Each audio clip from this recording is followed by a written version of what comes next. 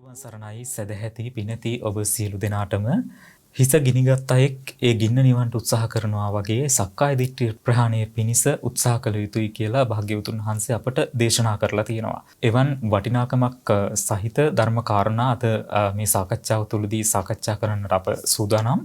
ඊට ප්‍රථමයෙන් අද අපට අර්ථයෙන් ධර්මයෙන් අනුශාසනා කරන්නට අප සිදු කළ ගෞරවනීය ආරාධනාව පිළි අරගෙන වැඩම කරන්නට යෙදුණු ලබුනෝරුව කන්ද ආරණ්‍ය සේනාසනයෙහි ගරු අනුශාසක ශාස්ත්‍රපති රාජකීය පඬිත නම කියනට අවසරයි ස්වාමින් වහන්සේ පූජනීය මාන්කඩවල නන්දරතන පින්වත් ස්වාමින් වහන්සේ ධම්සභා මණ්ඩපයේ වෙනුවෙන් ගෞරව නමස්කාර පූර්වකව පිළිගන්නවා. අවසරයි ස්වාමින් වහන්සේ. ස්වාමීන් වහන්සේ විභජ්‍යවාද ශාසන සමීක්ෂා ධර්ම මණ්ඩපය තුල අද දිනේදී අපට දැනගන්නට තිබෙනවා ස්වාමීන් වහන්සේ ත්‍රිවිධ සංයෝජන සම්බන්ධයෙන් සක්කාය දිට්ඨිය විචිකිච්ඡා සීලබ්බත පරාමාස කියන ධර්ම කාරණා සාකච්ඡාවේ ආරම්භයේ විදිහට ස්වාමීන් වහන්සේ මේ ත්‍රිවිධ සංයෝජන පිළිබඳව පැහැදිලි කරලා දෙන්න. තෙරුවන් සරණයි සියලු දෙනාටම විභජ්‍යවාද ශාසන සමීක්ෂා ධර්ම මණ්ඩපය ඔස්සේ අපි සාකච්ඡා කරන්නේ දීඝනිකායාගත සංගීති සූත්‍රයේ එන දහම් කරුණු. දැන් අද අපිට තවත් සුවිශේෂී තේමාවක් පිළිබඳව සාකච්ඡා කරන්න තියෙනවා. ඔබ අහනවා වගේ මත්සංක අපිට හමුවන ඊළඟ තේමාව තමයි ත්‍රිවිධ සංයෝජන ධර්ම. ත්‍රිවිධ සංයෝජන ධර්ම කියනකොට මේක අපේ බෞද්ධ පින්වතුන් විසින් දැනගත යුතුම ධර්ම කොටසක්. මක්නිසාද මේ සංසාර සාගරයෙන් ඔබ අත මිදෙන්නට හිතනවා නම් ඔබේ යම් කිසි ප්‍රයත්නයක් ඒ සඳහා තියෙනවා නම් අපේක්ෂාවක් තියෙනවා නම් ඒ අපේක්ෂාවෙන් යන ගමනේදී ඒ ප්‍රයත්නයේදී ඔබ දුරු කළ යුතුම ධර්ම කොටසක් තමයි මේ ත්‍රිවිධ සංයෝජන කියලා කියන්නේ. සෝතාපට්ටි මාර්ග ඵලයට පත් වෙනකොට මේ ත්‍රිවිධ සංයෝජන ධර්ම දුරු වෙන්නේ. සක්කාය දිට්ඨි විචිකිච්ඡා සීලබ්බත පරාමාස. මේ තමයි ත්‍රිවිධ සංයෝජන ධර්ම. මේ සංයෝජනත්‍රය දුරු කරගන්නට බැරි වෙච්ච නිසා තමයි මේ අනන්ත සංසාරයක් තිස්සෙහි මේ සැරිසරාගෙන එන්නේ. එතකොට අපිට පුළුවන්කම ලැබුණොත් මේ සංයෝජන තුන දුරු කරන්නට ඒ කොයිතරම්නම් අපිට වැදගත් වෙනවද කියනවා නම් මේ සංයෝජන තුන දුරු කළත් ඉතිරි කෙලෙස් ධර්ම දුරු කරගන්න බැරුව හෝ අර මේ කියන සංයෝජන ටික දුරු කරත් භවයේ හත්වතාවකට වඩා උපදින්නේ නැහැ. කියන්නේ 8 වෙනි ආත්ම භාවයක ප්‍රතිලාභයක් සිද්ධ වෙන්නේ නැහැ. එතකොට 7 භවයක් ඇතුළත මේ සසර නිමා කරගන්නට සියලු කෙලෙස් දුරු කරගන්නට එය උපකාරක වෙනවා. ඉතින් ඒ අනුව කල්පනා කරනකොට ත්‍රිවිධ සංයෝජන ධර්මය පිළිබඳව අවබෝධය සහ ඒවා ප්‍රහාණය කියන එක කොච්චර වැදගත්ද කියලා ඔබට වටහා ගන්නට පුළුවන්. ඊළඟ කාරණාව තමයි මේ සංයෝජන තුන දුරු කළා කියලා කියන්නේ ඒ උපදින භව කිහිපය ඇතුළතත් කිසි කලෙකත් නැවත දුගතිගාමී වීමක් සිද්ධ වෙන්නේ නැහැ.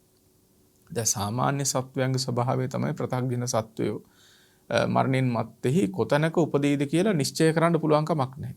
ඔවුන් මරණාසන්න මොහොතදී පහළ වෙන ඒ කුසල අකුසල සිතිවිලි අනුව මතු ප්‍රතිසන්දිය ලබා ගන්නවා. ඇතැම් වෙලාවට අද රජකම් කරන කෙනා හෙට දුගතියක උපදින්නට පුළුවන්. ප්‍රේතෙක් හෝ තිරිසනෙක් හෝ එහෙම නැත්නම් නිරේගාමී වෙලා ඉන්නට පුළුවන්. අද සිංගමන් යදෙන කෙනෙක් ඊළඟ ජීවිතේ දෙවියෙක් වෙලා උපදින්නටත් පුළුවන්.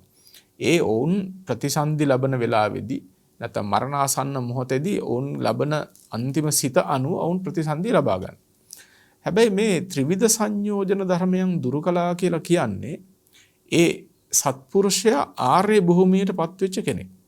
ඒ කියන්නේ උත්තම භූමියට පත්වෙච්ච කෙනෙක්. ඒ ආර්යයන් වහන්සේ කිසිම හේතුවක් නිසා නැවත දුගතියකට යන්නේ නැහැ. එතකොට මේ අනන්ත සංසාරයක් තිස්සේ සුගති දුගතියින්හි සැරිසරාගෙන ආපු මේ සත්වයා අපි සම්මුති වශයෙන් කතා කළොත් සත්ව පුද්ගල භාවයෙන් යුක්තව මේ අනන්ත සසරක් සැරිසරාගෙන ආපු පුද්ගලයා මේ සංයෝජන ධර්ම තුන දුරු කිරීමෙන් නැවත කිසි කලෙක දුගතිගාමී නොවන තත්වයකට පත් වෙනවා. ඒ දුගතිගාමී නොවනව විතරක් නෙමෙයි 8 වන භවයක ප්‍රතිසන්දියක් ලබන්නෙත් නැහැ. ඒ 7 භවයේ ඇතුළත මාර්ගඵලයන්ටත් පත් වෙනවා. ඒ ලබන භව 7 පවා උපදින ස්ථාන 7 පවා සුගතිවල උපදින. දැන් මේක හරියට මේ කොච්චර උත්සාහයෙන් සාක්ෂාත් කරගත යුතු ධර්මයක්ද කියලා වටහා ගන්න පුළුවන්. දැන් මේක නිකන් හිතන්නකො මේ මාර්ගඵලයක් ලබන අවස්ථාවක් නොවි සාමාන්‍යයෙන් මේ දිනුම් මැදීමේ තරඟයකින් වගේ ලබා ගන්න පුළුවන් අවස්ථාවක් වුණා නම් මේ මිනිස්සු කොච්චර උත්සාහවත් වෙයිද ඒකට නේ දැන් මේ සාමාන්‍යයෙන් රුපියල් වලින් කීයක් හරි ඇදෙනවයි කියලා කියනකොට Tamanට ලාභයක් ලැබෙනවා කියනකොට ඒ වෙනුවෙන් දරන ප්‍රයත්නය දිහා බලනකොට ඊළඟට යම්කිසි තරඟයකින් ජයග්‍රහණයක් ලබා ගන්න පුළුවන් යම් කීර්තියක් යම් විජයග්‍රහණයක් ලැබෙනවා කියනකොට ඒ සඳහා වන කැපකිරීම දිහා බලනකොට මේ කියන සංයෝජනත්‍රය දුරු කිරීම සඳහා කෙබඳු වූ කැපකිරීමක් කරන්නට වටිනවද? හැබැයි කාරණාව කියන්නේ මේ ප්‍රතග්ජන සත්වයන්ට ඒකේ වටිනාකම තේරෙන්නේ. ඔවුන් අර Tamanගේම පස්කම් නිස්ෘත අදහස් වලම ජීවත් වෙනවා මිසක් මේ සංයෝජන තුන කියන්නේ මොනතරම් දුරු කළ යුතු ධර්මයන්ද වැරදි ධර්මයන්ද මේවා දුරු කිරීමෙන් පුද්ගලයාට වෙන යහපත කුමක්ද ඒ පිළිබඳව මේ සාමාන්‍ය පුහුදුන් කෙලෙස් බරිත සත්වයාට දැනුමක් අවබෝධයක් නැහැ. ඒ අවබෝධයක් නැතිකම නිසාම ඔවුන් ඒ සඳහා උත්සාහයක් ගන්නෙ නැහැ. ඉතින් කලාතුරකින් ආර්ය ශ්‍රාවකෙක් තමයි මේ ධර්මයේ අහලා සසර ආදීනව තේරුම් අරගෙන සසර දුක තේරුම් අරගෙන අනේ මේ සසර ගෙවා ගන්න ඕන කියලා හිතන සත්පුරුෂයෙක් තමයි මේ සංයෝජන ධර්ම මොනවද කියලා හොයලා ඒව දුරු කරගන්නට උත්සාහවත් වෙන්නේ. ඉතින් ඔබ මෙහිදී විශේෂයෙන් හිතට ගන්න මුලදීම ඔබට සඳහන් කරන්න ඕන කාරණාව තමයි ඉතා ගැඹුරින් හිතට ගන්න මේ කාරණාව. මේ අනන්ත සංසාරයක් ඔබ සැරිසරාගෙන ඇවිල්ලා තව ඉස්සරහට යන්නටත් තියෙනවා. මේ සසර ගමන නිමා කරගන්නට නම් ඔබට ආරම්භයේදී මේ සංයෝජනත්‍රය දුරු කරන්න සිද්ධ වෙනවාමයි. ඒ සංයෝජනත්‍රය දුරු කිරීම ඔබට ඉමහත් හිතසුව පිණිස යහපත පිණිස පවතිනවාමයි. ඒ යහපත, ඒ සුවය, ඒ සැනසෙල්ල සංඛ්‍යාවකින් කියන්න පුළුවන් දෙයක් නෙමෙයි. ඒ කියන්නේ කෙනෙක් දුගතියකට යන එක වළකිනවා කියන්නේ තවත් ඊට වඩා දෙයක් තියෙනවා. නිරේගාමී වන පුද්ගලයෙක් නිරයෙන් මිදෙනවා කියන්නේ. ප්‍රේතය වෙලා උපදින මේ සසරක නැවත කවදාකවත් ප්‍රේතාත්ම භාවයක් නොලබනවා කියන්නේ. මේ අප්‍රමාණ තිරිසන් නිකායවල ඉපදි දුක් විඳිනවා. ඒ දුකෙන් නිදහස් වෙනවා කියලා කියන්නේ. ඒක මොනතරම් අවස්ථාවක්ද? ඒ නිසා මේ සංයෝජනත්‍රයේ දුරු කිරීමේ වටිනාකම ඉතාමත්ම හොඳින් තේරුම් අරගන්න එක ඔබ මුලින්ම කළ යුතු කාරණා. එතකොට සක්කාය දිට්ඨි විචිකිච්ඡා සීලබ්බත පරාමාස කියලා අපිට හම්බ වෙන්නේ මේ සංයෝජන තුන. එතකොට සක්කාය දිට්ඨිය ගැන කතා කරනකොට අපිට එය ඉතා පුළුල්ව සාකච්ඡා කරන්න තියෙන කරුණක්. ඔබ තේරුම් ගත යුතුම කාරණාවක්. සක්කාය දිට්ඨිය අපිට හම්බ වෙනවා 20 ආකාරයකින්. එතකොට මේ 20 ආකාර සක්කාය දිට්ඨියම අපි දුරු කරන්න ඕනේ. ඒ වගේම විචිකිච්ඡාව තුනුරුවන් පිළිබඳව සැකය, සීලය පිළිබඳව සැකය, මෙන්න මේ විචිකිච්ඡාව දුරු කළ යුතු ධර්මයක්. සැකය දුරු කළ යුතු ධර්මයක්. ඊළඟට සීලබ්බත පරාමාසය. සීල ව්‍රත පරාමර්ශනය කිරීම. වැරදි දෘෂ්ටීන්ගෙන් යුක්තව වැරදි සීලයන් සමාදන් වෙලා ව්‍රතයන් සමාදන් වෙලා ඉතාමත්ම අන්ධකාරයකට යන අවස්ථාවක් සීලබ්බත පරාමාසය කියලා කියන්නේ. එතකොට මෙන්න මේ ධර්ම හරියට ඔබ ඉස්සලා වටහා ගන්න. ඊට පස්සේ මේවා ප්‍රහාණය සඳහා උත්සාහවත් වෙන්න පුළුවන්. එහෙමයි ස්වාමීන් වහන්සේ. ස්වාමීන් වහන්සේ දේශනා කරපු ආකාරයට පැහැදිලි කරලා දුන්න ආකාරයට මේ 20 ආකාර සක්කාය දිට්ඨිය යෙදෙන විදිහ කොහොමද ස්වාමීන් වහන්සේ අපි දැනගන්න ඕනේ? 20 ආකාර සක්කාය දිට්ඨිය. එතකොට සක්කාය දිට්ඨියෙහි ආකාර 20ක් නේ.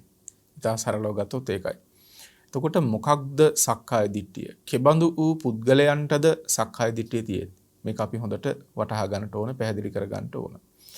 ප්‍රතග්ජන සෑම සත්වයකටම මේ සක්කාය දිට්ඨිය තියෙනවා.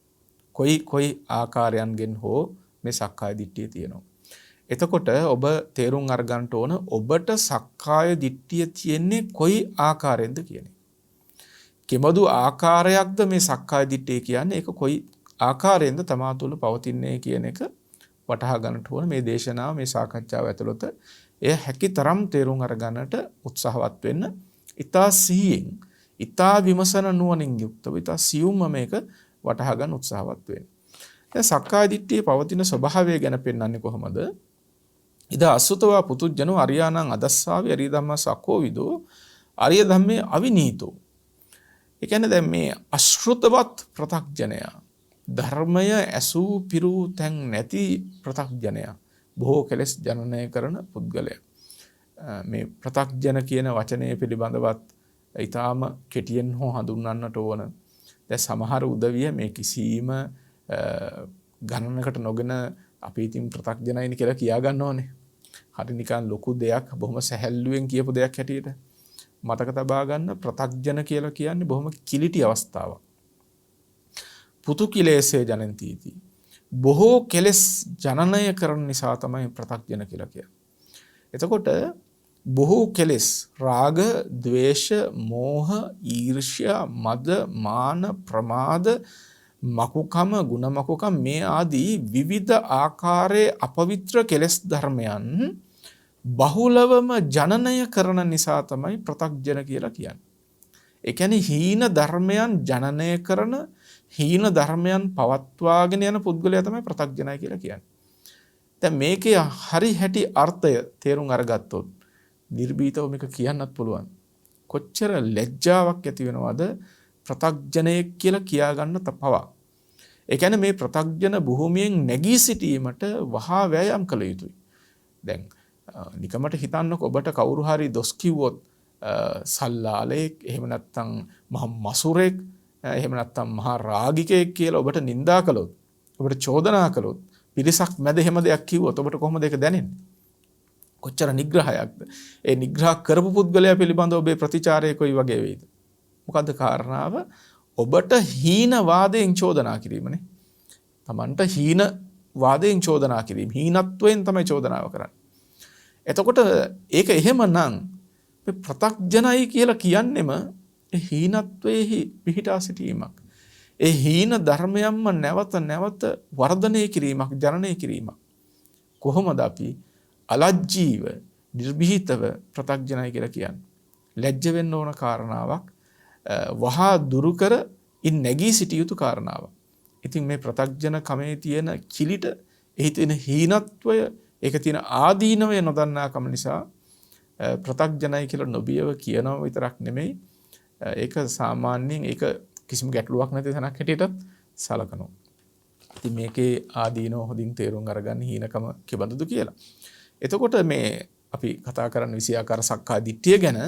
මේ සක්කාය දිට්ඨිය ගැන කියනකොට පෙන්වන්නේ කොහොමද? අසුතවා පුතුජනෝ, අශෘතවත් ප්‍රතග්ජනය, ධර්මය ඇසූ පිරූ තැන් නැති, ධර්මය අහලා හොඳ ශ්‍රුත සන්නිචයක් නැති, බණ අහලා හොඳට රැස් කරගත්තේ නැති එහෙම ප්‍රතග්ජනයා. ඒ වගේම අරියාණං අදස්සාවි අරිය ධම්ම සකෝවිදෝ, ආර්ය ධර්මයෙහි ආර්යෝ නොදක්නා වූ, ආර්ය ධර්මයෙහි අදක්ෂ වූ සත්පුරුෂයෝ කවුද, ආර්යෝ කවුද කියලා දන්නේ නැහැ. ආර්ය ධර්මයේ අකෝවිදයි, එහි දක්ෂතාවයක් නැහැ, හැකියාවක් නැහැ.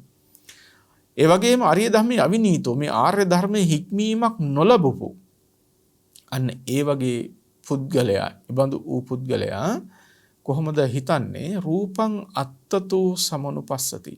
මේ විෂයාකාර සක්කාය දිට්ඨියෙන් පළවෙනි එක. මොකද්ද පළවෙනි එක? රූපං අත්තතු සමනුපස්සති. රූපය තමා වශයෙන් සලකනවා. ඒකටම ඕනනම් අර්ථ ගන්න පුළුවන්. රූපය ආත්ම වශයෙන් සලකනවා. මේ අර්ථ දෙකම යොදන්න පුළුවන්. අපි එකකින් කතා කළොත් රූපය තමා වශයෙන් සලකනවා. දැන් හිතන්න, ඔබට කොහොමද රූපය පිළිබඳව හිතෙන්නේ?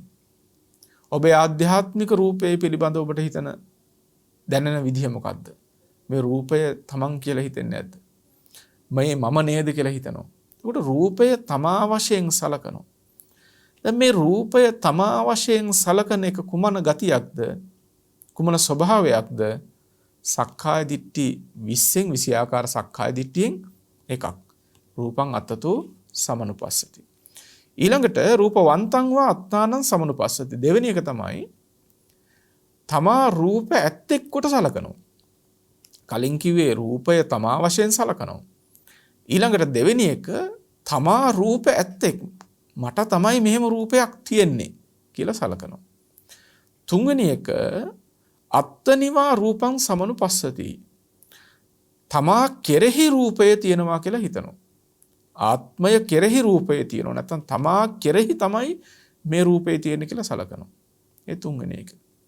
හතරවෙනි එක රූපස්මින් වා අත්තානං සමනුපස්සති.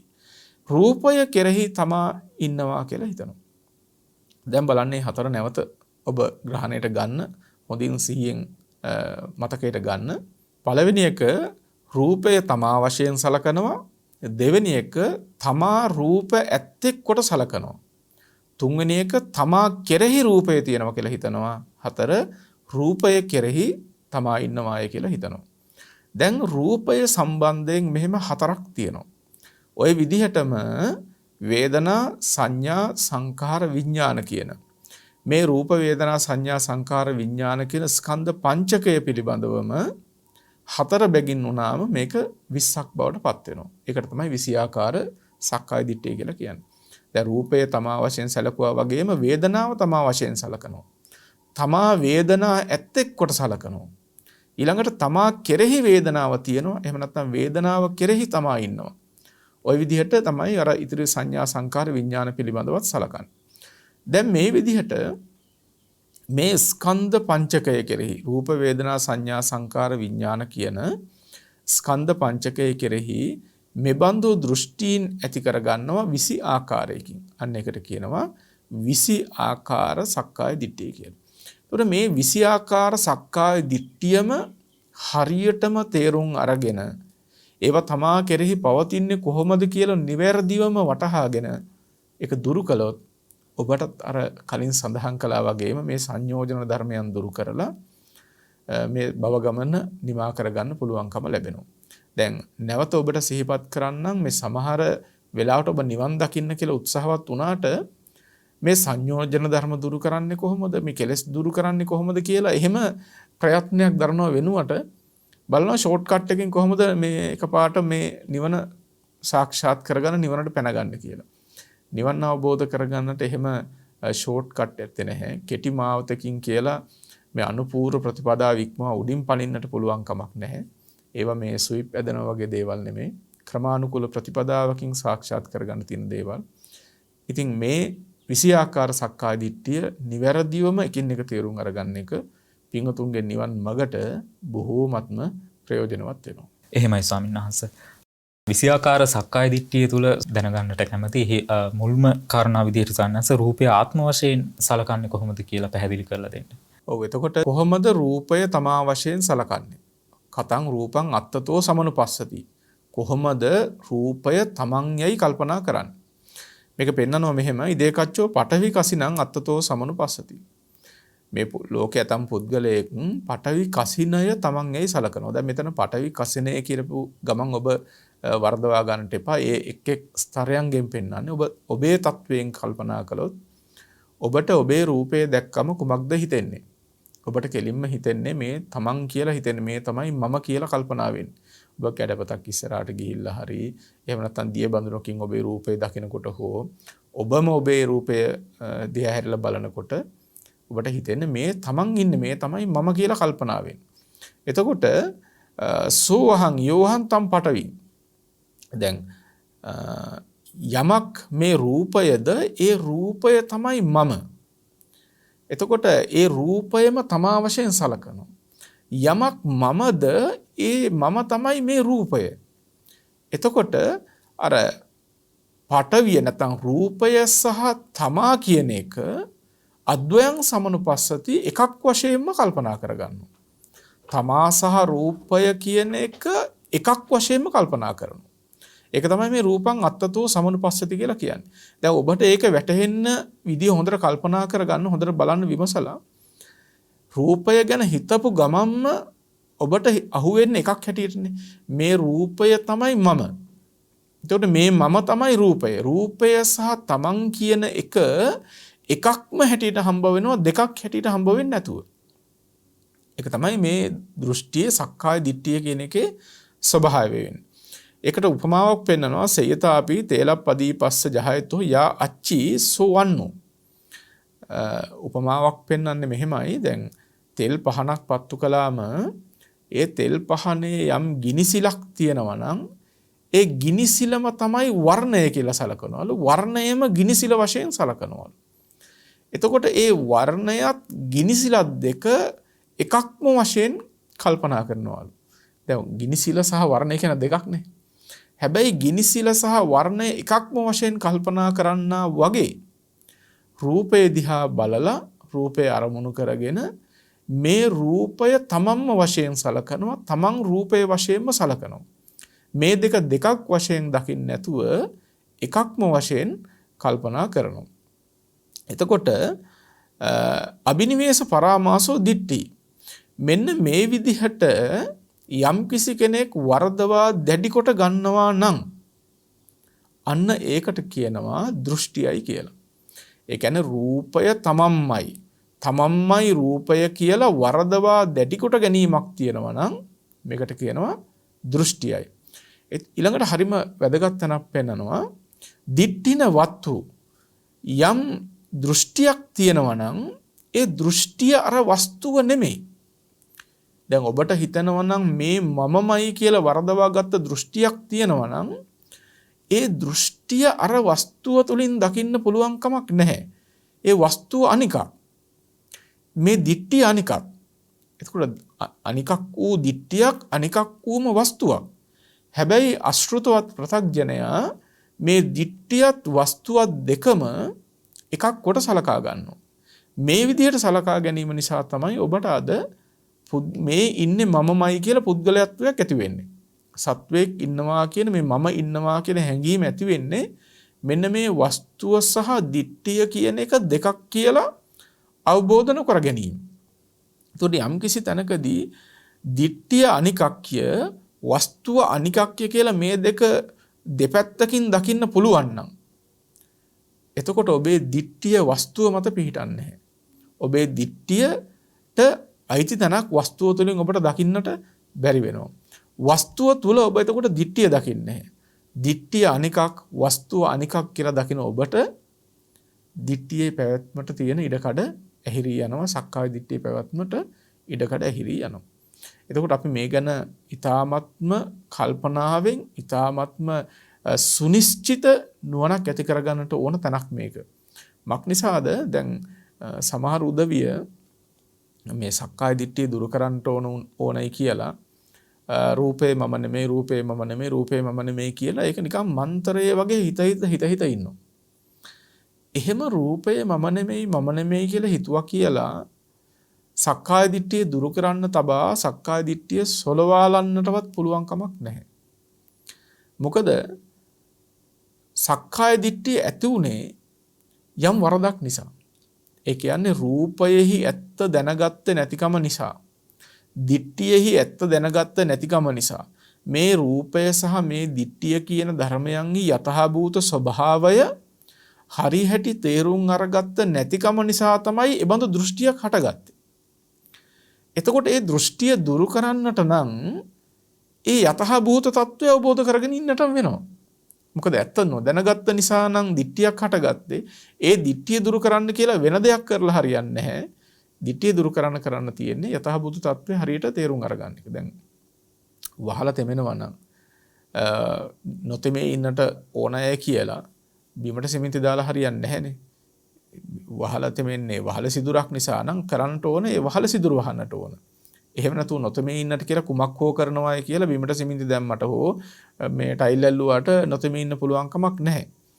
ඒ වගේ සක්කාය දිට්ඨිය හටගත්තේ යම් කාරණාවක් කරන කොටගෙන නම් එය දුරු කරන්නේ නැතුව වෙන දෙයක් කරාය කියලා සක්කාය දිට්ඨිය දුරු වෙන්නේ නැහැ.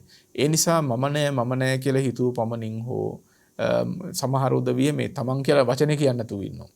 එහෙම විපරීත කරගත්ත විපරීත අදහස් ඇති කරගත්තට මේ සක්කාය දිට්ඨිය දුරු කරන්න පුළුවන් කමක් නැහැ. දැන් සමහර උදවිය ඉන්නවා මේ මම කියන වචනේ කියන්නේ. හරියට නිකන් මම කියන වචනේ කිව්වොත් තමයි සියලු තෘෂ්ණා දෘෂ්ටි ප්‍රපංච ධර්ම හසු වෙන්නේ වලට හසු වෙන්නේ වගේ කල්පනා කරන්නේ. මම කියන වචනයට නෙමෙයි බය විය යුත්තේ. මමයි ගත්ත දිට්ඨියටයි බය විය යුත්තේ. ඒ දිට්ඨිය දුරු කරන ඒ දිට්ඨිය ආදීනව දැනගෙන දෘෂ්ටිය දෘෂ්ටියක් බව දැනගෙන ඒ දෘෂ්ටි ප්‍රහාණය කරපු සත්පුරුෂයෙකුට මම කියන වචනේ ගැටලුවක් නෙමෙයි. බුදුරජාණන් වහන්සේ කොච්චර තමන් වහන්සේව හඳුන්වලනවද? තථාගතයන් වහන්සේ මම කියලා බුදුරජාණන් වහන්සේ කොච්චර වචන ව්‍යවහාර කරනවද? ඒ නිසා මේ ව්‍යවහාරයේහි නෙමෙයි වරද තියෙන්නේ. දිට්ඨියෙහි වරද තියෙන්නේ. ඔබ දුරු කළ යුත්තේ දිට්ඨිය මිසක් ව්‍යවහාරය එහෙම නෙමෙයි. ඒක නිසා ඔබ කතා කරනකොට මේ මම කියලා වචනේ කතා කරන්න බය වෙන්න ඕනේ. මේ වෙනත් අමුතු වචන ආරූඪ කරගෙන කතා කරන්න මේ උත්සාහ කරන්න ඕනත් නැහැ. කල යුත්ත කුමක්ද කියලා තේරුම් අරගෙන ඒ දුරු කරන එක තමයි කරන්නට තියෙන්නේ. ඊළඟට තවත් ඊටම වැදගත් කාරණා කිහිපයක් තියෙනවා මෙතනදී මතක් කරලා ඉන්නට. මොකද මේ දිට්ඨි ප්‍රහාණය ගැන කතා කරන්න කලින් අත්ති සංයෝජනානි චේව දිට්ඨියෝච අත්ති සංයෝජනානි නච දිට්ඨියෝ. දැන් ඔබ කතා කරනවානේ ත්‍රිවිධ සංයෝජන ධර්ම කියලා කොටසක්. තුන් සංයෝජන. මේ තුන් සංයෝජන ගැන කතා කරනකොට දෘෂ්ටි කියලාත් ඔබ කතා කරනවානේ. ඔබට අහන්නට ලැබෙනවානේ සක්කාය දිට්ඨි, මිච්ඡා දිට්ඨි, අත්තානු දිට්ඨි. මෙහෙම ඔබට අහන්නට ලැබෙනවානේ වචන. එතකොට මේ ධර්ම පර්යායදී අපිට හඳුනා ගන්නට ලැබෙන හරි වැදගත් තැනක් තමයි අත්ති සංයෝජනානි චේව දිට්ඨියෝච. ලෝක ධර්මයන් තියෙනවා සංයෝජන වූත් දෘෂ්ටි වූත් ධර්මයන් තියෙනවා. ඒවා සංයෝජනත් වෙනවා දෘෂ්ටිත් වෙනවා. ඊළඟට තියෙනවා අත්ති සංයෝජනානි නච දිට්ඨියෝ. සංයෝජන වන හැබැයි දෘෂ්ටි නොවන ධර්මයක් තියෙනවා. එතකොට එකක් තමයි සංයෝජනයන් දවන දෘෂ්ටීන් දවන ධර්මයන් තියෙනවා. ඊළඟ එක සංයෝජනයන් වන එහෙත් දෘෂ්ටි නොවන ධර්මයන් තියෙනවා. මේ අතර කතමානි සංයෝජනානි චේව දිට්ඨියෝච සක්කාය දිට්ඨි සීලබ්බත පරාමාස ඉමානි සංයෝජනානි චේව දිට්ඨියෝච. මොනවද සංයෝජන ඌත් දෘෂ්ටි ඌත් ධර්ම කියලා කියන්නේ? සක්කාය දිට්ඨියත් සීලබ්බත පරාමාසයත් කියන දෙක සංයෝජනද වෙනවා දෘෂ්ටිද වෙනවා. එතකොට මොකද්ද සංයෝජන කියලා කිව්වේ? බැඳුම්. මේවා භව බැඳුම්, භව බන්ධනයන්. එතකොට සක්කාය දිට්ඨිය කියන මේ සංයෝජනයේ මොනතරම් බන්ධනයක්ද කියලා බලන්න. සසර ඇද බැඳ තබන ධර්මයක් මේක. ඉහළට යන්න දෙන්නේ නැතුව පහළ ඇද තබන බැඳලා තබන ධර්මයක්. එතකොට සක්කාය දිට්ඨිය සහ සීලබ්බත පරාමාසය කියන දෙක සංයෝජනද වූ දෘෂ්ටිද වූ ධර්මයන්. ඊළඟට කතමානි සංයෝජනානි නච දිට්ඨියෝ. සංයෝජන වන එහෙත් දෘෂ්ටි නොවන ධර්ම මොනවද? එකෙන් උදාහරණයක් පෙන්නනවා. කාමරාග සංයෝජනං, පටිඝ සංයෝජනං, මාන සංයෝජනං, විචිකිච්ඡා සංයෝජනං, භවරාග සංයෝජනං ආදී වශයෙන් යම් කාමරාග සංයෝජනයක් තියෙනවා නම්, පටිඝ සංයෝජනයක් තියෙනවා නම්, කාමරාග වශයෙන් යම් බැඳුමක්, පටිඝ වශයෙන් ප්‍රතිඝ වශයෙන් ගැටීම් වශයෙන් යම් බැඳුමක් තියෙනවා නම්, ඊළඟට මාන සංයෝජනයක්, මානය කියන එක සංයෝජන ධර්මයක්, මානේ දෘෂ්ටියක් නෙමෙයි. දැන් සෙය්‍යමාන, සදිසමාන ආදී වශයෙන් හටගන්න මානය සංයෝජනයක් මිසක් දෘෂ්ටියක් නෙමෙයි. ඒක සංයෝජනයක්. දැන් මෙන්න මේවා හරීම මේ පැහැදිලි කරගත යුතු ධර්ම. හිතන්නකෝ සකදාගාමී ආරයන් වහන්සේ නමක් ගන්න, අනාගාමී ආරයන් වහන්සේ නමක් ගන්න. මේ සකදාගාමී අනාගාමී ආරයන් වහන්සේලාටත් මානෙ තියෙනවානේ. ඒ කියන්නේ මේ අරහත් මාර්ගයෙන් තමයි මානෙ දුරු වෙන්නේ. අරහත් ඵලයෙන් සම්පූර්ණ මානෙ ක්ෂයයි. එතකොට සකදාගාමි අනාගාමි ආරයන් වහන්සේටත් මානය කියන එක තියෙනවා. තමන් උසස් සෙය්‍යමාන, සදිසමාන ආදී වශයෙන් මානය හටගන්න පුළුවන්. මානය තියෙනවා. හැබැයි සක්කාය දිට්ඨිය නැහැ. සෝතාපට්ටි ඵලයට පත් වෙනකොට සක්කාය දිට්ඨිය මුලින්ම දුරුයි. ඒ කියන්නේ රූපය තමා වශයෙන් සැලකීමක්, තමා රූප ඇත්තෙක් කොට සැලකීමක්, තමා කෙරෙහි රූපේ තියෙනකොට සැලකීමක්, රූපය කෙරෙහි තමා ඉන්නවා කියලා සැලකීමක් සෝවාන් ආරයන් වහන්සේට නෑ. ඒ බඳු දෘෂ්ටියක් නැහැ. හැබැයි එහෙම දෘෂ්ටියක් නැති වුණාට උන්වහන්සේත් අවස්ථාවට තමන්ගේ රැවටෙනවා. මේ ඉන්නේ මම තමයි කියලා රැවටෙනවා. ඒක සංයෝජනයක්. ඒක මානය. මම කියලා රැවටෙනවා. මම අනික් අයට වඩා ඉහළයි කියලා සංයෝජනයක් තියෙන පුළුවන්. මාන සංයෝජනේ තියෙන පුළුවන්. හැබැයි මාන සංයෝජනේ තිබුණාට සක්කාය දිට්ඨිය උන්වහන්සේට මුළුමනින්ම ප්‍රහාණය වෙලා තියෙනවා. ඉතින් මෙන්න මේ වගේ තැන් හරි පැහැදිලි කරගන්න ඕන දේවල්. මොකද මේ බඳු තැන් පිළිබඳව තියෙන අනාවබෝධය නිසා තමයි සමහර උදවිය මේ මම කියලා හිතුවත් එකපාරට අන්න සක්කාය දිට්ඨියට අහුණා වගේ කියලා මේ විවිධ විපරීත අදහස් ඇති කරගෙන මේ අමුතු විදිහේ ලෝකයක ජීවත් වෙන්න හදනවා. ව්‍යවහාර ලෝකයක් ඉක්මවා ගිහිල්ලා 아무තු දේවල් කතා කරන්න හදනවා. තමන් කියන වචනය පවා නොකියන අවස්ථාවල් තියෙනවා. ඉතින් ඒ බඳු අගතිගාමී වෙන්නේ වැරදි මාවත් වල යන්නේ මේ වගේ සියුම් තැන් හරියට පැහැදිලි කරගන්නේ නැතිකම නිසා. දැන් මේ විදිහට මානය කියන එක සංයෝජන ධර්මයක්, හැබැයි දෘෂ්ටියක් නෙමෙයි. විචිකිච්ඡාව, සැකය කියන එක ඒක සංයෝජන ධර්මයක්. විචිකිච්ඡාව කියන්නේ දෘෂ්ටියක් නෙමෙයි. සැකය කියන එක දෘෂ්ටියක් නෙමෙයි. ඒක සංයෝජනයක්, ඒක බැඳුමක්. ඒක සසරට පවතින ධර්මයක්, සුගතියට අහිතකර ධර්මයක්. එතකොට මෙන්න මේ ආදි වශයෙන් භවරාග සංයෝජන ආදි වශයෙන් තියෙන ඒ සංයෝජන ධර්ම කොටසක් තියෙනවා. ඒවා සංයෝජනයන් දිට්ටි නොවන. ඒතර මේකත් අපි ඔයගොල්ලෝ පින්වතුන් තේරුම් අරගන්න එක වැදගත් වෙනවා. මේ දිට්ටි දවන සංයෝජන දවන ධර්ම මොනවද? ඒ වගේම දිට්ටි නොවන සංයෝජන ධර්ම මොනවද කියන එක. දැන් අපි ආපහු අපේ අර මුල තැනට ආවොත් එහෙම මේක හරිම වැදගත් පැහැදිලි කරගන්න එක වඩාත්ම නිවැරදිව පැහැදිලි කරගන්න එක.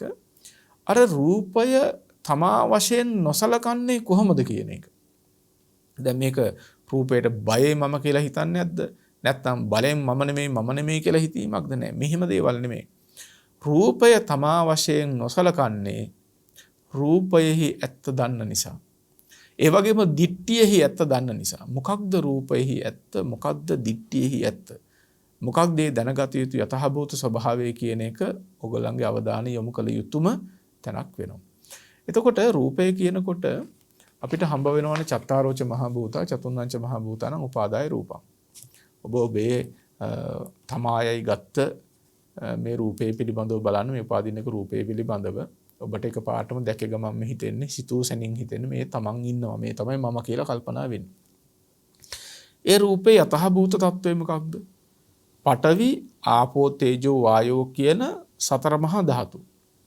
එතකොට සතර මහා ධාතු වල ස්වභාවය තමයි පඨවි ආපෝ තේජෝ වායෝ කියන මේ භූත හතරම නිස්සත්වයි, නිජීවයි, ශුන්‍යයි. සත්වයක් නෙමෙයි, ජීවියෙක් නෙමෙයි, සත්වපුද්ගල ආත්ම භාවයෙන් ශුන්‍යයි. සත්වපුද්ගල ආත්ම භාවයෙන් තොරයි. පඨවි ධාතුව කියලා කියන්නේ පින්වත්නි, පඨවි ධාතුවට යම් තද ස්වභාවයක් ලෝකෙ විද්‍යමාන නම්, තද ගතියක් ලෝකෙ විද්‍යමාන නම්, එබඳු වූ පෘථිවි ස්වභාවයක් තියෙනවා නම්, මෙය පෘථිවි ස්වභාව කොට ඇති පඨවි ධාතුව මිසක් එය සත්වයක් හෝ පුද්ගලයෙක් නෙමෙයි. ওই විදිහට ආපෝ ධාතුව මේ දේවල් බැඳී පවතින ස්වභාවය, යම් ගලන, වැగిරෙන, බැඳිච්ච ස්වභාවයක් විද්‍යමාන නම් මෙන්න මේකට කියන අපි ආපෝ ධාතුව කියලා.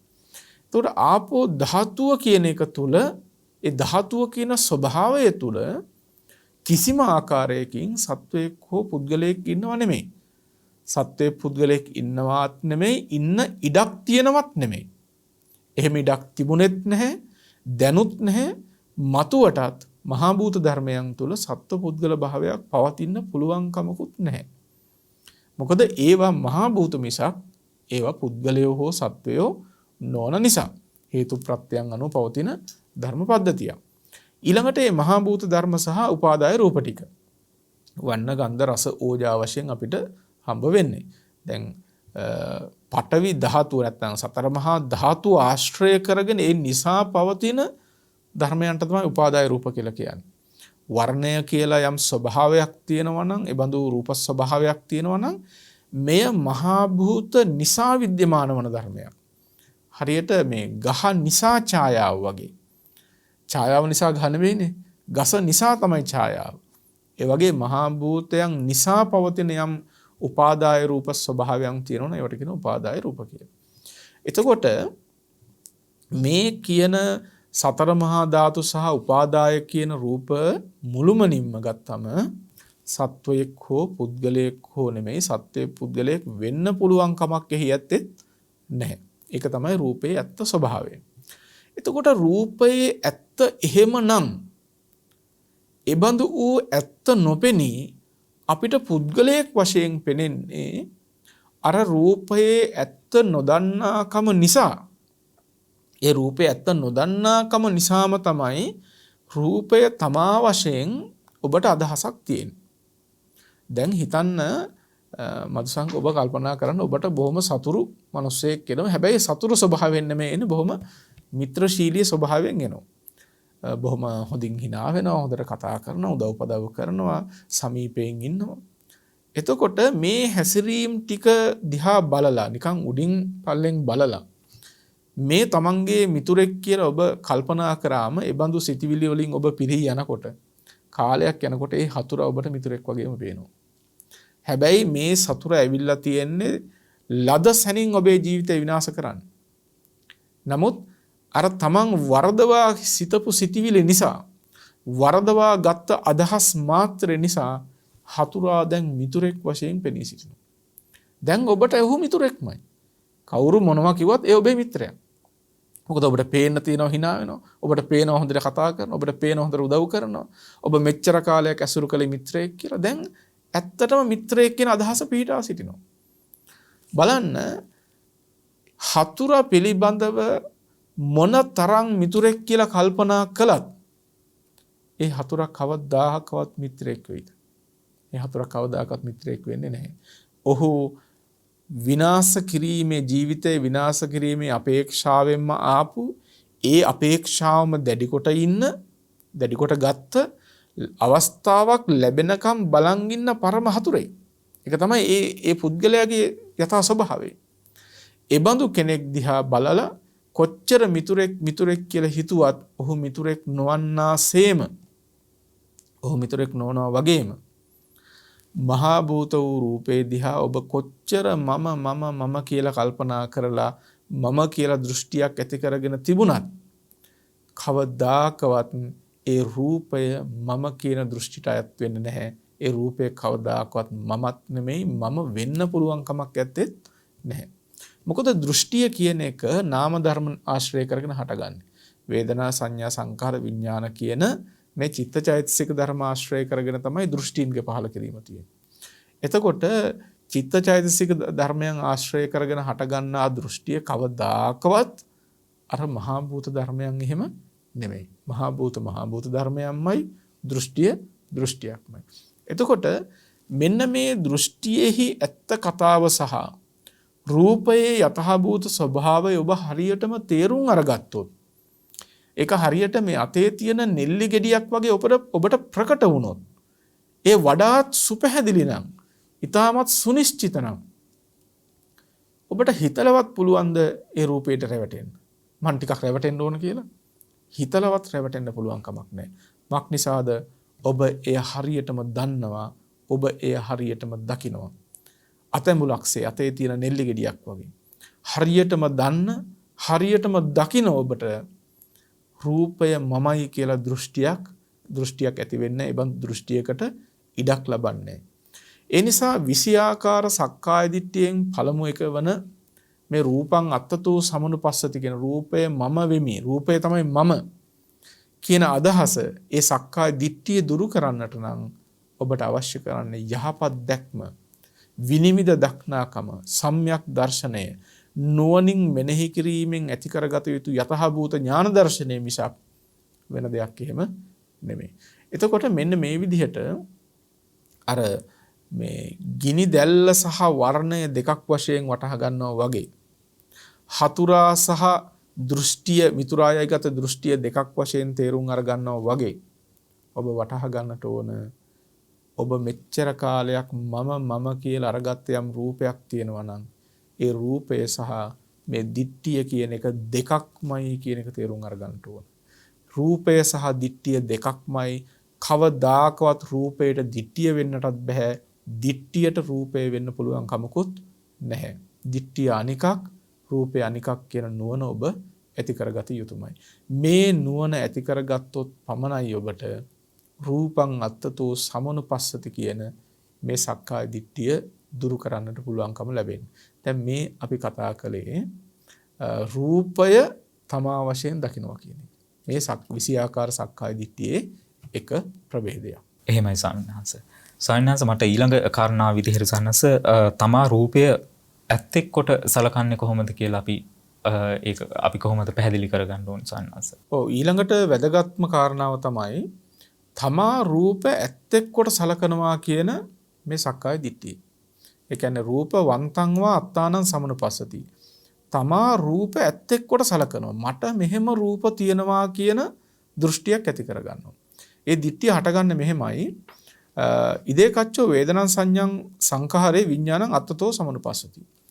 ඇතම් කෙනෙක් අර කලින් කිව්වා වගේ රූපය තමා වශයෙන් සලකන්නේ නැහැ. එයා තමා වශයෙන් සලකන්නේ වේදනා සංඥා සංඛාර විඥාන කියන මෙන්න මේ නාම ධර්ම ටික. ඒ කියන්නේ අරමුණු විඳිනකම, අරමුණු හඳුනනකම, අරමුණු කල්පනා කරනකම සහ දැනගන්නකම කියන මෙන්න මේ වේදනා සංඥා සංඛාර විඥාන කියන ධර්ම ටික පුද්ගලයා වශයෙන් සලකනවා. තමා වශයෙන් කල්පනා කරගන්නවා. දැන් කෙනෙකුට හිතෙන්න පුළුවන්නේ මරණින් මත්තේ මේ රූපය අතහැරනවා. එතකොට වෙන තැනක උපදිනවා. එතකොට එහෙනම් රූපය තමා නෙමෙයි අර හිත තමයි මම කියලා කෙනෙකුට හිතනවනේ. මෙන්න මේ විදිහට වේදනා සංඥා සංඛාර විඥාන මේ සිත හෝ සිතවිලි තමා වශයෙන් කෙනෙක් කල්පනා කරනවා. මෙහෙම කල්පනා කරනකොට දැන් මෙයාට තමා කියලා හම්බ වෙනවා වේදනා සංඥා සංඛාර විඥාන. ඒ තමාට අයිති රූපයක් තියෙනවා. මට තමයි මෙබඳු රූපයක් තියෙන්නේ කියලා අන්න අදහසක් දිට්ඨියක් ඇති කරගන්න. දැන් ඒකත් ඔබ නුවණින් සිහිපත් කරලා බැලුවොත් විමසලා බැලුවොත් ඔබ තුලත් තියෙනව නේද කියලා අවබෝධ කරගන්න පුළුවන්. මට මෙහෙම රූපයක් තියෙනවා. මගේ ඇස් මෙහෙමයි, මගේ කන් නාසා මෙහෙමයි, මගේ ශරීරය මෙහෙමයි කියලා. මට මෙසේ ආකාර වූ රූපයක් තියෙනවා කියලා ඇති කරගන්න දෘෂ්ටිය. එතකොට ඒකදී මේ උපමාවක් පෙන්නනවා මේ ගහ මේ ඡායාව. එතකොට මේ ගහට මේ වගේ ඡායාවක් තියෙනවා. අන්න එහෙම හිතනවා වගේ වේදනා සංඥා සංකාර විඥාන තමයි පුද්ගලයා. ඒවා තමයි මම. ඒ වූ මට මේ ආකාර වූ රූපයක් තියෙනවාය කියලා තමා රූප ඇත්තෙක් වශයෙන් කල්පනා කරනවා. එතකොට මෙහෙම යම් කල්පනාවක් කරනවා නම් ඒකද සක්කාය දිට්ඨියෙහි එක් අංගයක් වෙනවා. අර 20 ආකාර සක්කාය දිට්ඨියෙහි එක් ආකාරයක්. දැන් මේකද මිච්ඡා දිට්ඨියක්. වරදවා ගත්ත දෘෂ්ටියක්, දුරු කළ යුතු දෘෂ්ටියක්. මේක වරද තමයි අර කලින් එකේ රූපය වරදවා ගත්තා වගේ මෙතනදි වෙන්නේ වේදනා සංඥා සංඛාර විඥාන කියන ධර්මයන්හි යතහා භූත తত্ত্বය මනවින් පිරිසිඳ දන්නේ නැතුව ඒවට රැවටෙනවා. කලින් රූපයට රැවටුනේ. මෙතනදී වේදනා සංඥා සංඛාර විඥානයට රැවටෙනවා. දැන් කාරණාමයි රූපයට රැවටෙන එක නම් කොහොම හරි කියලා විස්තර කරන්න පහසුයි. මොකද රූපය කියන එක දිරනවා, කැඩෙනවා, බිඳෙනවා, විනාශ වෙනවා, පේනවා. හැබැයි මේ වේදනා සංඥා සංඛාර විඥාන කියලා නාම ධර්ම ටිකක් තියෙනව නේද? මේවා මම කියලා සලකා ගත්තම ඒක දුරු කිරීම හරි අමාරුයි. අක්නිසාද ඒ අතිශයින්ම සියුම් ධර්ම. වේදනා සංඥා සංකාර විඥාන කියලා කියන නාම ධර්මයන්. ඒවා අතිශයින්ම සියුම්, වහා ඉපිද වහා බිඳන ධර්මයන්. ඉතින් ඒවයි යතහභූත තත්වයේ තේරුම් අරගන්නට නම් හොඳ තැම්පත් මනසකින් හොඳ ධර්ම විනිශ්චයක් සිද්ධ කළ යුතුයි. ඒ හොඳ ධර්ම සම්මර්ෂණයක් සිද්ධ කළ යුතුයි.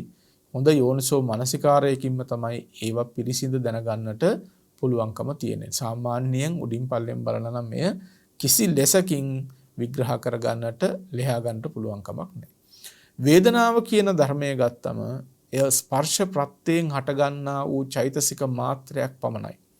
වේදනාව කියන එක යථාභූත ස්වභාවය ඒකයි. වේදනාව කියන ධර්මය චක්කු සෝත ගහන જીවහා කාය මන කියන මේ ආයතන 6 ආශ්‍රයෙන් හටගන්නවා. ස්පර්ශ ප්‍රත්‍යයෙන් හටගන්න හුදු චෛතසික ධර්මයක් පමණයි. වේදනාවට හේතු ස්පර්ශය. ඒ ස්පර්ශය නිරුද්ධ වෙනකොට, ස්පර්ශය නැති වෙනකොට වේදනාව කියන චෛතසිකයත් නැති වෙලා යන ස්වභාවයෙන් යුක්තයි. තවදුරටත් ඒක ගැන විග්‍රහ කරගත්තොත් වේදනාව කියලා කියන්නේ අහුත්වා සම්භූතං හුත්වාන භවිස්සති. ඒ කියන්නේ පෙර නොතිබී උපදින ඉතිරි නැතුව නිරුද්ධ වෙලා යන ධර්මයක්. වේදනාවගේ යථාභූත ස්වභාවය ඒකයි. එතකොට ඔබ වේදනාව මම කියලා සැලකුවොත් ඒක කොච්චර වැරදිද කියලා තේරුම් අරගන්න. වේදනාව කියන්නේ කොහේවත් තිබිච්ච ධර්මයක් නෙමෙයි, කොතනින්වත් එන ධර්මයක් නෙමෙයි, කොතනකවත් තැම්පත් වන ධර්මයක්ද නෙමෙයි. පෙර නොතිබීම ස්පර්ශයක් ඇතිකල්ලි හටගන්න ධර්මයක්. ඒ ස්පර්ශය ඉවර වෙනකොට ඒ වේදනාව මතු පැවැත්මක් නැතුවම නිරුද්ධ වෙලා යනවා, ඉවර වෙලා යනවා. වේදනාවෙහි යථාභූත ස්වභාවය හරියට තේරුම් අරගත්තොත් කවදාකවත් ඔබ වේදනාව තමා වශයෙන් කල්පනා කරන්නේ නැහැ. සංඥාව කියන එකත් ඒ ආකාරයෙන්මයි. සංඥාව ගැන හඳුනනවා කියන එකනේ අරමුණු හඳුනා ගන්න කම. ඇහැට රූප ගැටෙනකොට රූප සංඥාව පහළ වෙනවා. කනට ශබ්ද ඇහෙනකොට ශබ්ද සංඥාව පහළ වෙනවා. නාසයට ගඳ සුවඳ ගැටෙනකොට ගන්ධ සංඥාව පහළ වෙනවා. දිවට රසයක් ගැටෙනකොට රස සංඥාව පහළ වෙනවා. කයට ස්පර්ශයක් ගැටෙනකොට පොට්ටබ්බ සංඥාවක් පහළ වෙනවා. ඒ කියන්නේ ඒ අරමුණ හඳුනා ගන්නා වූ චෛතසික ධර්මයක්. දැන් ඔබට හිතෙන්නේ රූපය හඳුනනවයි කියලානේ. ඇත්තෙන්ම රූපය හඳුනනව නෙමෙයි, රූප ස්පර්ශය සිද්ධ වෙනකොට සංඥාව කියන චෛතසික ධර්මයයි පහළ වෙන්නේ. ඒ චෛතසික ධර්මයක් බව නොදන්නාකම හින්දා තමයි ඔබට රූපයයි මේ හඳුනන්නේ කියන අදහස ඇති වෙන්නේ. මොකක් නිසාද? රූපයට පුළුවන්කම තියෙන්නේ ස්පර්ශ කෘත්‍ය සිද්ධ කරන්න පමණයි. චක්කු සම්පස්සේ කියන කාරණාවට විතරයි රූපේ බලපෑම තියෙන්නේ. ඇහත් රූපයත් චක්කු විඥානයත් තින්නම් සංගති පස්සෝ. එතකොට ඒ ස්පර්ශ ප්‍රත්‍යයෙන් තමයි රූප සංඥාව පහළ වෙන්නේ. රූප සංඥාව කියන එක අර වේදනාව වගේම රූප සංඥාවද චෛතසික ධර්මයක්. ස්පර්ශය නිසා හටගෙන ඉතුරු නැතුවම නිරුද්ධ වෙලා යන ධර්මයක්. ඒක හුදු චෛතසික මාත්‍රයක්. එතකොට ඒ සංඥාවගේ යථාභූත තත්ත්වේ නොදන්නාකම නිසා කෙනෙක් හිතනවා සංඥාව තමන් කියලා. සංඥාව මම කියලා කල්පනා කරනවා. සංඛාරය කියන එකත් එහෙමයි. චේතනා කියන ඒවත් එහෙමයි. ඇහැට රූපයක් ගැටෙනකොට ඔබට විවිධ චේතනාවන් පහළ වෙනවා. කනට ශබ්දයක් ඇහෙනකොට කොච්චර චේතනාවන් පහළ වෙනවද කියලා බලන්න. හිතන්න මොහොතකට කිසිම ආකාරයකින් ඔබේ ආයතන එකකටවත් අරමුණක් නොගැටුනොත් ඔබට හටගන්න චේතනාව කුමක්ද? එහෙම චේතනාවන්ගේ පහළවීමක් ඇත්තේ නැහැ. ඔබ මොකක් ගැනද කල්පනා කරන්නේ? කිසිම අරමුණක් ඔබේ ආයතන 6න් එකකටවත් ගැටුනේ නැත්තම්. එහ කන දිව නාසය ශරීරයට විතරක් නෙමෙයි මනසටවත් අරමුණක් නොගැටුනොත් කොහෙන්ද චේතනාවල්? කොහෙන්ද කල්පනාවල්? එබඳු චේතනාවන්ගේ ඉපැද්මක් සිද්ධ වෙන්නේ නැහැ. ස්පර්ශය ඇති කල්හිම චේතනාවන්ගේ පහළවීම සිද්ධ වෙනවා. ස්පර්ශය නැති වෙනකොට ඒ චේතනාවන් නැති වෙනවා. මතක තියාගන්න සිතිවිලි කියන ඒවා කොහෙන්වත් එනව නෙමෙයි, කොහෙවත් තැම්පත් නෙමෙයි. දැන් සමහර අය හිතන් ඉන්නේ මේ ඔක්කොම උඩ හිතෙන් එන ඒවා යටි හිතේ තැම්පත් වෙනවා, මේ ඔක්කොම තැම්පත් වෙලා ගබඩාවල් හැදිලා තියෙනවා කියලානේ. මේ චිත්ත චෛතසික ධර්මයන්ගේ ක්‍රියාකාරීත්වය පිළිබඳව තියෙන නොදැනුවත්කම. චිත්ත චෛතසික ධර්මයන් ක්‍රියාත්මක වෙන්න පින්වත්නි ප්‍රත්‍යයන්ගේ බලපෑම අනුව. ඒ ප්‍රත්‍ය ධර්මයන් නිසියාකාරයෙන් निराකරණය කරගත්තොත් තමයි චිත්ත චෛතසික ධර්මයන් කොහොමද උපදින්නේ කියන එක වටහා ගන්න පුළුවන්කම තියෙන්නේ. දැන් කෙනෙකුට හිතෙන්න පුළුවන් අවුරුදු ගානකට කලින් දැකපු කෙනෙක් හම්බ වෙච්ච ගමන් එකපාරටම මතක් වෙනවා. කොහේ හරි ගබඩා වෙච්ච දේවල්, මේ මොලේ අසුවල් තැන තැම්පත් වෙච්ච දේවල්. මේ විදිහට අර චෛතසික ධර්මයන්, මතකයන් කියන දේවල් මේ කොහේ හෝ තැම්පත් වෙච්ච දේවල් හැටියට විශේෂයෙන් නූතන විද්‍යාවේදී සලකනවා. මේ සෞඛ්‍ය ආදී පිළිබඳවත් ජීව විද්‍යාව සලකනකොට එහෙම කල්පනා කරනවා.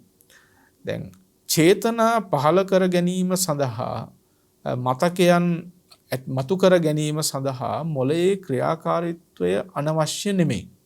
මොළයේ ක්‍රියාකාරීත්වයේ බලපෑමක් තියෙනවා.